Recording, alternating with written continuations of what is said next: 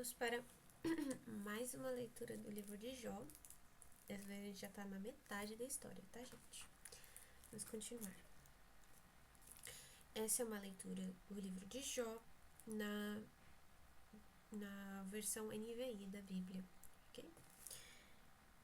Então Jó respondeu: escutem com atenção as minhas palavras. Seja esse o consolo que vocês haverão de dar-me. Suportem-me enquanto eu estiver falando. Depois que eu falar, poderão zombar de mim.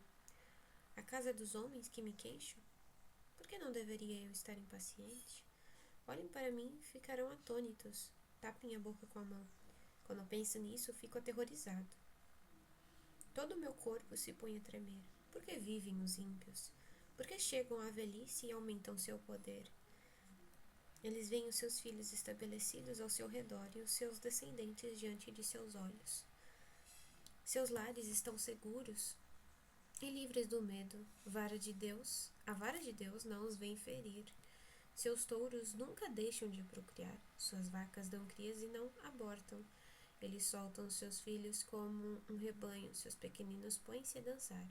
Cantam acompanhando a música do tamborim e da harpa. Alegram-se ao som da flauta. Os ímpios passam a vida na prosperidade e descem à sepultura em paz. Contudo, dizem eles a Deus, deixa-nos, não queremos conhecer os teus caminhos.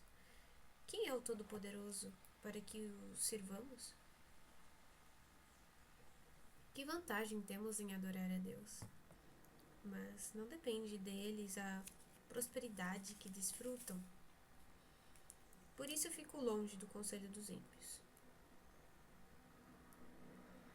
Detalhe, tá? Isso que ele está dizendo dos ímpios, ele diz, deixa-nos, não queremos conhecer os teus caminhos. E a parte seguinte também é de uma fala dos ímpios. Então, vou melhorar e dizer o seguinte, e ler assim, dessa forma.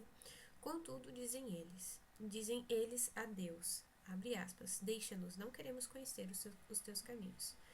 Quem é o Todo-Poderoso para que o sirvamos? Que vantagem temos em orar a Deus? Fecha aspas. Porque senão daria a entender que quem falou isso em seguida foi Jó, né? Cara, é meio estranho. Mas não depende deles a prosperidade que desfrutam, por isso fico longe do conselho dos ímpios. Pois quantas vezes a lâmpada dos ímpios se apaga?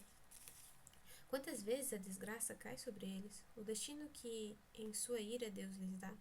Quantas vezes o vento os leva como palha e o furacão os arrebata como cisco?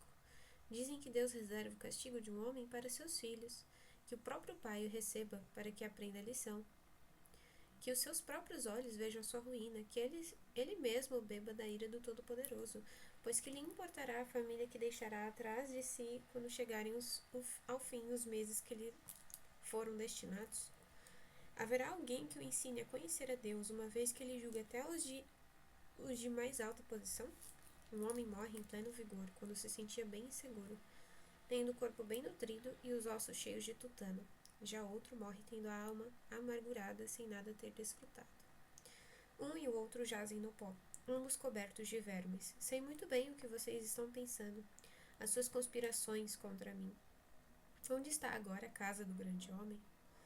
Vocês perguntam, onde a tenda dos ímpios? Vocês nunca fizeram perguntas aos que viajam? Não deram atenção ao que eles contam?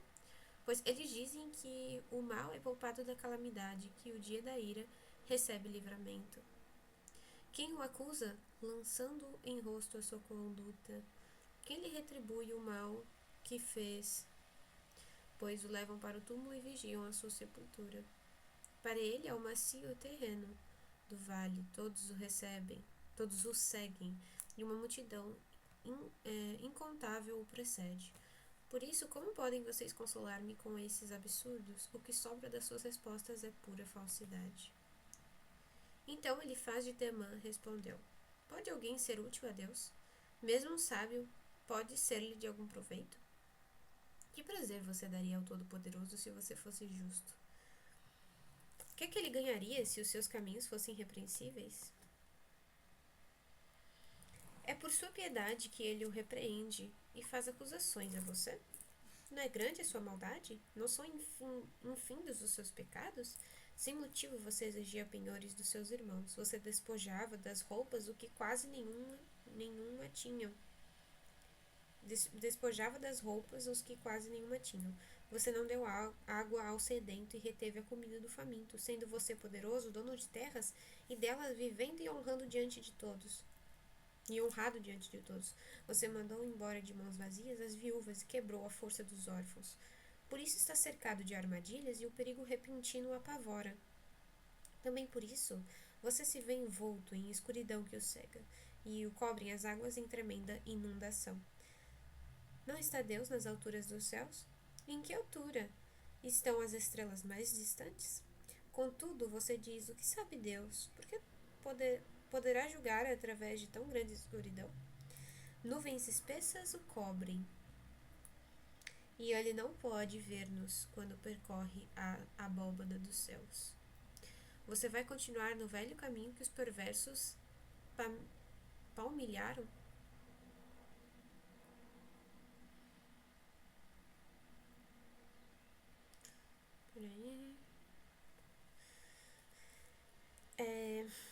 Estes foram levados antes da hora, seus alicerces foram arrastados por uma enchente. Eles disseram a Deus: deixa-nos. O que o Todo-Poderoso poderá fazer conosco? Contudo, foi ele que encheu seus bens e as casas deles, por isso fico longe do conselho dos ímpios. Os justos veem a ruína deles e se regozijam, os inocentes zombam deles, dizendo: certo é que nossos inimigos foram destruídos e o fogo devorou a sua riqueza. Sujeite-se a Deus, fique em paz com ele, e a prosperidade virá a você. Aceite a instrução que vem da sua boca e ponha no coração as suas palavras. Se você voltar para o Todo-Poderoso, voltará ao seu lugar. Se afastar da sua tenda a injustiça, lançar ao pó as suas pepitas, o seu ouro puro de Ofir, as rochas dos vales, o Todo-Poderoso será o seu ouro. Será para você prata seleta. É certo que você achará prazer no Todo-Poderoso e erguerá o rosto para Deus. A ele adorará. Não, a ele orará e ele o ouvirá, e você cumprirá os seus votos. O que você decidir se fará, e a luz brilhará em seus caminhos. Quando os homens forem humilhados e você disser: levanta-os, ele salvará o abatido, livrará até o que não é inocente, que será liberto graças à pureza que é em você, nas suas mãos.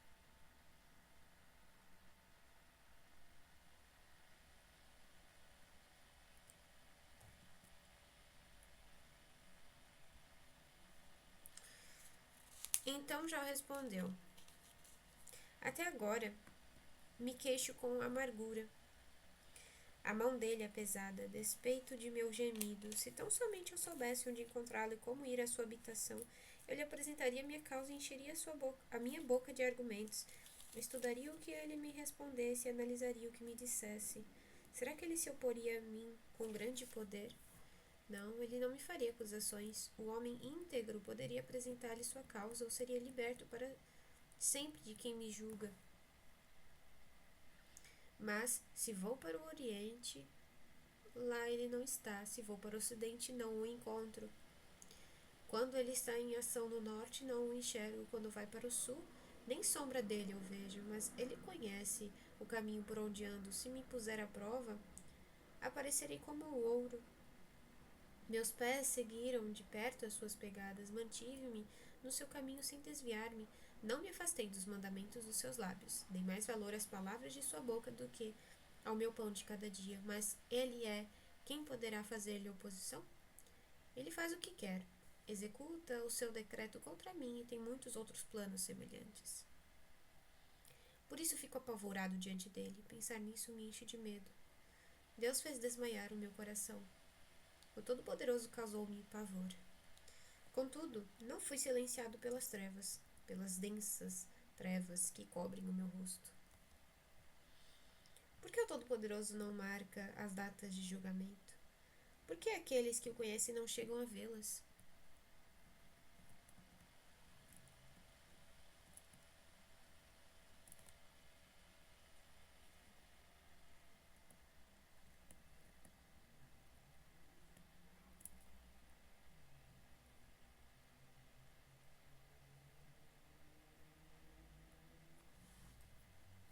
Cadê? mãos que mudam os marcos dos limites e apacentam rebanhos que eles roubaram. Levam o jumento que pertence ao órfão e tomam o boi da viúva como penhor. Forçam os necessitados a sair do caminho e os pobres da terra a esconder-se. Como jumentos selvagens do deserto, os pobres vão em busca de comida da terra deserta a obtêm para os seus filhos, juntam forragem nos campos e respigam nas vinhas dos ímpios. Pela falta de roupas, passam a noite nus, não têm com que cobrir-se no frio.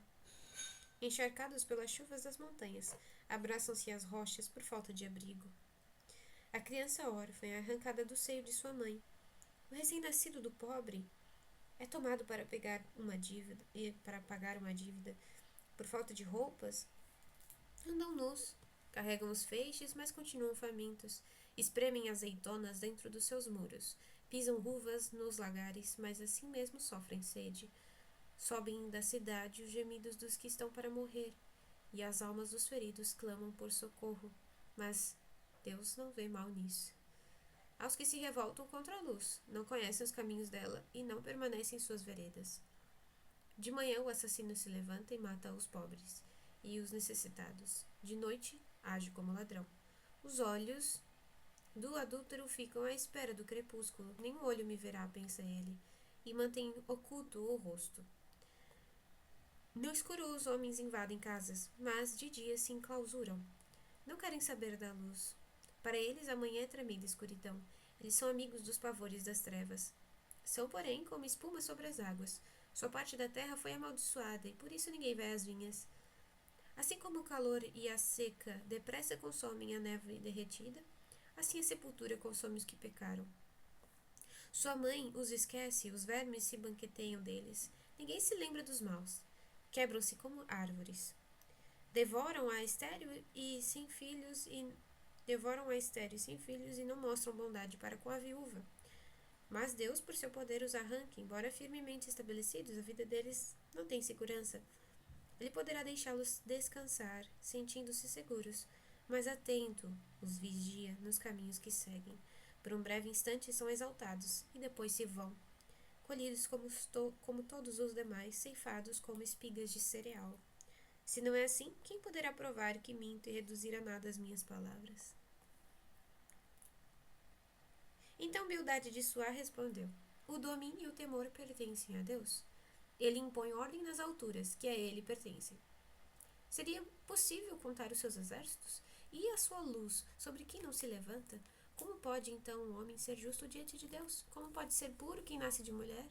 Se nem a lua é brilhante, nem as estrelas são puras aos olhos dele, muito menos o será o homem, que não passa de larva, o filho do homem, que não passa de verme. Então Jó respondeu: grande foi a ajuda que você deu ao desvalido. Que socorro você prestou ao braço frágil. Belo conselho você ofereceu a quem não é sábio. E que grande sabedoria você revelou. Quem o ajudou a proferir essas palavras e por meio de que espírito você falou? Os mortos estão em angústia sob as águas, e com eles sofrem os que nelas vivem. Nu está o Sheol diante de Deus, e nada encobre a destruição.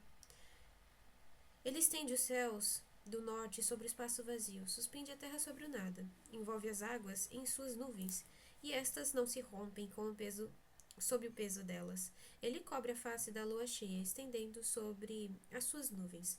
Traça o horizonte sobre a superfície das águas para servir de limite entre a luz e as trevas.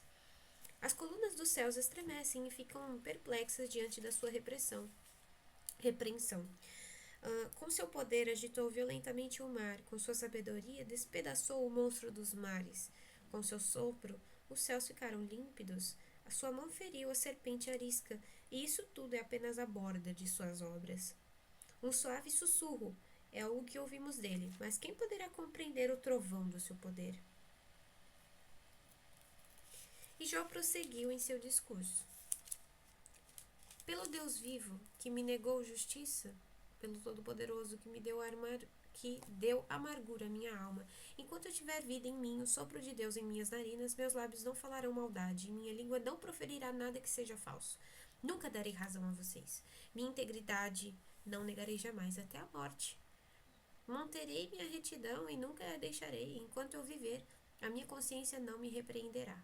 Sejam os meus inimigos como os ímpios e os meus adversários como os injustos. Pois qual a esperança do ímpio? Quando é eliminado? Quando Deus lhe tira a vida? Ouvirá a Deus o seu clamor quando vier sobre ele a aflição? Terá ele prazer no Todo-Poderoso? Chamará a Deus a cada instante? Eu os instruirei sobre o poder de Deus. Não esconderei de vocês os caminhos do Todo-Poderoso. Pois a verdade é que todos vocês já viram isso. Então por que essa conversa sem sentido? Este é o destino que Deus determinou para o ímpio, a herança que o mal recebe do Todo-Poderoso. Por mais filhos que o ímpio tem, o destino deles é a espada. Sua prole jamais terá comida suficiente. A epidemia sepultará aqueles que lhe sobreviverem, e as suas viúvas não chorarão por eles, ainda que ele acumule prata como pó e amontoe roupas como barro. O que ele armazenar ficará para os justos, e os inocentes dividirão sua prata. A casa que ele constrói é como casulo de traça, como cabana feita pela sentinela. Rico ele se deita, mas nunca mais o será. Quando abre os olhos, tudo se foi. Pavores vêm sobre ele como uma enchente. De noite a tempestade o leva de roldão. O vento oriental o leva e ele desaparece, arranca-o do seu lugar. Atira-se contra ele sem piedade, enquanto ele foge às pressas do seu poder. Bate palmas contra ele e, com assobios, o expele do seu lugar. Existem minas de prata e locais onde se refina o ouro. O ferro é extraído da terra e do minério se funde o cobre. O homem dá fim à escuridão e vasculha os recônditos mais remotos em busca de minério nas mais escuras trevas. Longe das moradias, ele cava um poço, em local esquecido pelos pés dos homens. Longe de todos, ele se pendura e balança. A terra da qual vem o alimento é revolvida embaixo, como que pelo fogo. Das suas rochas saem safiras e o seu pó contém pepitas de ouro. Nenhuma ave de rapina conhece aquele caminho oculto e os olhos de nenhum falcão o viram. Os animais altivos não põem os pés nele, e nenhum leão ronda por ali. As mãos dos homens atacam a dura rocha e transtornam as raízes das montanhas. Fazem túneis através da rocha e os seus olhos enxergam todos os tesouros dali. Eles vasculham as nascentes dos rios e trazem à luz coisas ocultas, onde, porém, se poderá achar a sabedoria. Onde habita o entendimento, o homem não percebe o valor da sabedoria. Ela não se encontra na terra dos viventes. O abismo diz, em mim não está. O mar diz, não está comigo. Não pode ser comprada mesmo com ouro mais puro, nem se pode pesar o seu preço em prata. Não pode ser comprada nem com ouro puro de Ofir, nem com precioso ônix, nem com safiras. O ouro e o cristal não se comparam com ela, e é impossível tê-la em troca de joias de ouro. O coral e o jaspe nem merecem menção. O preço da sabedoria ultrapassa o dos rubis. O topázio da Etiópia não se compara com ela, não se compra a sabedoria nem com ouro puro. De onde vem então a sabedoria? Onde habita o entendimento? Escondida está dos olhos de toda criatura viva, até das aves do céu. A destruição e a morte dizem. Aos nossos ouvidos só chegou um leve rumor dela. Deus conhece o caminho. Só ele sabe onde ela habita, pois ele enxerga os confins da terra e vê tudo o que há debaixo dos céus. Quando ele determinou a força do vento, estabeleceu medida exata para as águas, quando fez um decreto para a chuva e o caminho para a tempestade trovejante. Ele olhou para a sabedoria e avaliou, confirmou-a e a pôs à prova. Disse então o homem, no temor do Senhor está a sabedoria, e evitar o mal é ter entendimento. Jó prosseguiu com sua fala. Como tenho saudade dos meses que se passaram, dos dias em que Deus cuidava de mim, quando a sua lâmpada brilhava sobre a minha cabeça, e por sua luz eu caminhava em meio às trevas. Como tenho saudade dos dias do meu vigor, quando a amizade de Deus abençoava minha casa, quando o Todo-Poderoso ainda estava comigo, e meus filhos estavam ao meu redor, quando as minhas veredas se embebiam em nata, e a rocha me despejava torrentes de azeite. Quando eu ia à porta da cidade, tomava assento na praça pública. Quando, ao me verem, os jovens saíam do caminho e os idosos ficavam de em pé. Os líderes se abstinham de falar e com a mão cobriam a boca. As vozes dos nobres silenciavam, e suas línguas colavam-se ao céu da boca. Todos os que me ouviam falavam de mim, e quem me via me elogiava, pois eu socorri o pobre que clamava por ajuda, e o órfão que não tinha quem o ajudasse. O que estava à beira da morte me abençoava, e eu fazia regozijar-se o coração da viúva. A retidão era minha roupa, a justiça era meu manto e o meu turbante. Eu era os olhos do cego e os pés do aleijado. Eu era o pai dos necessitados e me interessava pela defesa dos desconhecidos. Eu quebrava as presas dos ímpios e dos seus dentes arrancava as suas vítimas. Eu pensava, morrerei em casa e os meus dias serão numerosos como os grãos de areia. Minhas raízes chegarão até as águas e o orvalho passará a noite nos meus ramos. Minha glória se renovará em mim e o novo será o meu arco em minha mão. Os homens me escutavam em ansiosa expectativa, aguardando em silêncio o meu conselho. Depois que eu falava, eles nada diziam. Minhas palavras caíam suavemente em seus ouvidos. Esperavam por mim como quem espera por uma chuvarada e bebiam minhas palavras como quem bebe a chuva da primavera. Quando eu lhes sorria, mal acreditavam, a luz do meu rosto lhes era preciosa. Era eu que escolhia o caminho para eles e me assentava como seu líder. Instalava-me como um rei no meio das suas tropas. Eu era como um consolador dos que choram. Mas agora eles zombam de mim, homens mais jovens que eu, homens cujos pais eu teria rejeitado, não lhes permitindo sequer estar com os cães de guarda do rebanho. De que me serviria a força de suas mãos, já que desapareceu seu vigor? Desfigurados de tanta necessidade e fome, perambulavam pela terra ressequida, em sombrios e devastados desertos. Nos campos de mato rasteiro colhiam ervas, e esta era a sua comida. Da companhia dos amigos, foram expulsos aos gritos como se fossem ladrões. Foram forçados a morar nos leitos secos dos rios, entre as rochas e nos buracos da terra. Rugiam entre os arbustos e se encolhiam sob a vegetação. Prole desprezível e sem nome, foram expulsos da terra. E agora os filhos deles zombam de mim com suas canções. Tornei-me um provérbio entre eles. Eles me detestam e se mantêm à distância. Não hesitam em cuspir em meu rosto. Agora que Deus afrouxou a corda do meu arco e me afligiu, eles ficam sem freios na minha presença. À direita, os embrutecidos me atacam. Preparam armadilhas para os meus pés e constroem rampas de cerco contra mim. Destroem o meu caminho, conseguem destruir-me sem a ajuda de ninguém. Avançam como através de uma grande brecha, arrojam-se entre as ruínas. Pavores apoderam-se de mim. A minha dignidade é levada como pelo vento. A minha segurança se desfaz como nuvem. E agora esvai-se a minha vida. Estou preso a dias de sofrimento. A noite penetra os meus ossos, minhas dores me corroem sem cessar. Em seu grande poder, Deus é como a minha roupa. Ele me envolve com a gola da minha veste.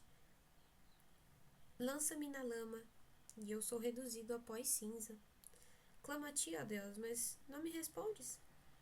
Fico em pé, mas apenas olhas para mim. Contra mim te voltas com dureza e me atacas com a força de tua mão. Tu me apanhas e me levas contra o vento e me jogas de um lado a outro na tempestade. Sei que me farás descer até a morte, ao lugar destinado a todos os viventes. A verdade é que ninguém dá mão ao homem arruinado, quando este, em sua aflição, grita por socorro. Não é certo que chorei por causa dos que passavam dificuldade e que minha alma se entristeceu por causa dos pobres? Mesmo assim, quando eu esperava o bem, veio o mal. Quando eu procurava a luz, vieram trevas. Nunca para a agitação dentro de mim, dias de sofrimento me confrontam. Perambulo escurecido, mas não pelo sol. Levanto-me na assembleia e clamo por ajuda. Tornei-me irmão dos chacais, companheiro das corujas. Minha pele escurece e cai, meu corpo queima de febre. Minha harpa está afinada para cantos fúnebres e minha flauta para o som de pranto.